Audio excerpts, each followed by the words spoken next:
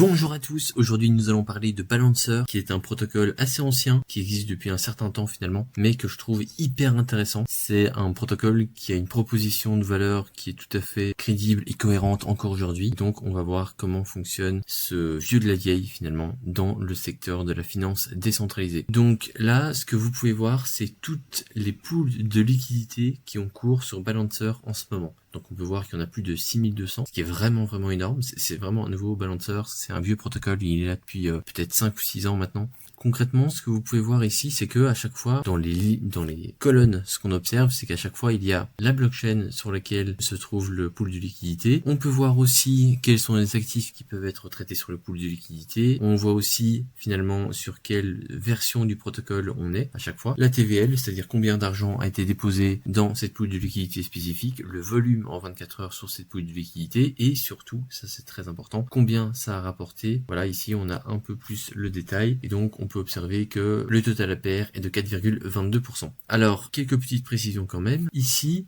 ce que j'observe, c'est que on peut filtrer finalement les pools de liquidité intéressants. On va voir ça juste après. Mais première chose, ici, vous pouvez voir que sur les versions V2, à chaque fois, on a un pourcentage entre les actifs qui sont échangés. Donc en fait, ça sert à quoi? Là, notamment dans cette première pool de liquidité WST ETH AV, on peut voir que AV est à 80%, WST ETH est à 20%. En fait, ça permet, si vous avez une grosse conviction sur une crypto-monnaie en particulier et que vous souhaitez en tirer des intérêts, eh bien ça peut être intéressant parce que là voilà, vous avez une grosse conviction sur le AV du protocole AV protocole, eh bien vous pouvez tout simplement déposer vos AAV sur Balancer, et si vous avez un peu de WSTETH ou un petit peu d'Ether en fond de portefeuille, eh bien vous pouvez aussi le déposer, et dans ces cas-là ce sera la contrepartie dans ce pool de liquidité, et de cette façon vous allez tout simplement pouvoir être rémunéré essentiellement sur vos AAV, un petit peu moins sur vos Ethers, mais vous allez quand même pouvoir mettre vos crypto-monnaies au travail finalement. Et c'est une façon aussi originale de le faire. Maintenant, on peut voir que sur la dernière version de ce protocole, la V3, on est revenu à une façon de penser un peu plus classique, on va dire. Mais je trouve que voilà, c'est un peu plus classique dans les pools de liquidité, mais c'est peut-être aussi une façon, disons, plus actuelle de le penser. Et maintenant, si on met les filtres, alors en fait, l'intérêt ici des filtres, on peut voir notamment qu'on peut trier par taille du pool. On peut voir,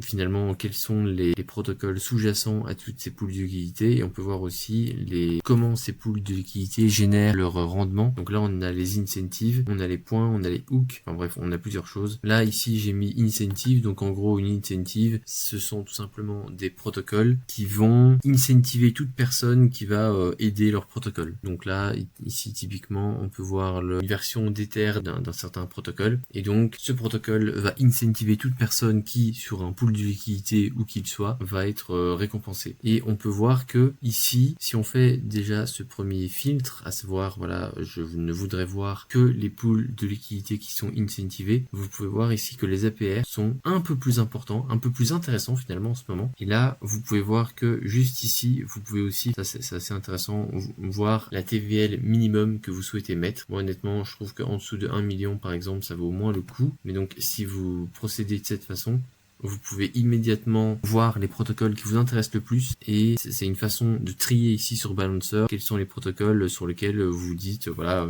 je sais pas moi, j'ai 10 000 euros en USDC ou dans une certaine crypto-monnaie à déposer, comment je procède, comment je peux filtrer ici sur Balancer. Et donc là voilà, les filtres, ça fonctionne vraiment vachement bien. Ça c'est une façon de faire. Je trouve que Balancer à nouveau, c'est un gage de sérieux et de fiabilité et de qualité dans l'espace de la finance décentralisée. C'est pour ça que je voulais rapidement vous le présenter aujourd'hui. On peut voir aussi que, comme sur beaucoup d'autres protocoles de liquidité, vous pouvez faire forcément des swaps, forcément. S'il y a des pools de liquidité avec à chaque fois, voilà, d'un côté une crypto, de l'autre une autre crypto, il y a aussi des pools de liquidité un peu plus complexes, comme ici, vous pouvez à la fois mettre deux types de stablecoin, et au milieu vous avez de l'or, donc ça c'est de l'or tokenisé. Eh bien vous pouvez le faire, et la finalité évidemment c'est que vous puissiez échanger le plus facilement et le plus rapidement possible vos crypto-monnaies, notamment ici grâce au swap. Vous pouvez voir évidemment votre portefeuille et l'argent et les positions que vous avez sur Balancer en ce moment. VBAL, alors ça c'est le jeton de gouvernance de Balancer, et puis ensuite Build, ça vraiment c'est si vous êtes développeur, codeur, etc. Vous pouvez voir ici les différentes fonctionnalités qui s'offrent à vous. Ceci étant dit, si vous n'êtes pas développeur, je trouve que c'est aussi très intéressant à les lire lire, ça permet de voir exactement comment fonctionne le AMM. Build un hook tout simplement, si vous êtes développeur, ça vous permet de connecter une fonctionnalité à Balancer et de faire ça assez facilement. Il y a toute une série de protocoles d'ailleurs qui proposent de connecter votre propre programme, on va dire, à Balancer, donc je trouvais ça assez intéressant. Et bon, bah voilà,